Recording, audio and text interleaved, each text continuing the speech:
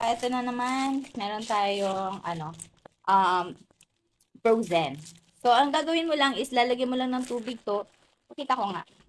So, eto, lalagyan lang ng tubig. Pakita ko lang sa inyo ng saglitan. Itong, frozen. Ang itsura niya, ganito lang siya. Yan. Ganyan siya. May apat tayo. One, naka-white, no? 2, 3, and 4. Yan. Ito. Naka-white pa lang siya. So, ang gagawin mo, gagawin nating magic to. Ito, bubuksan. Yan. Bubuksan at lalagyan natin ng tubig. Eto, magpapalagay tayo ng water. Yun. Sige. Okay na to. Tapos, syempre, i-close natin. So, may water na, no? Yan.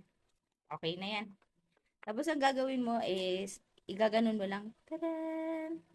Kaya siya magic. Magic water book. Yan. Pakita ko yung itsura ni mukha ni Elsa. Si Elsa ba to? Yan. So, ayan. Kahit ilang taon, kahit 1 year old, akala siguro ng mga bata, ang galing na nila mag-drawing talaga, ang galing na nila mag-coloring. Pero ganyan lang siya. Water lang yung ilalagay mo dito. Tapos, i-sway-sway mo lang yan, ilalagay ganyan. Kunyari, nag-drawing sila. Yan. Tapos, magkakaroon na siya ng kulay. So, eto na yan. So, eto, ang kalalabasan niya is eto. Ay, hindi pala. So, eto na lang pala.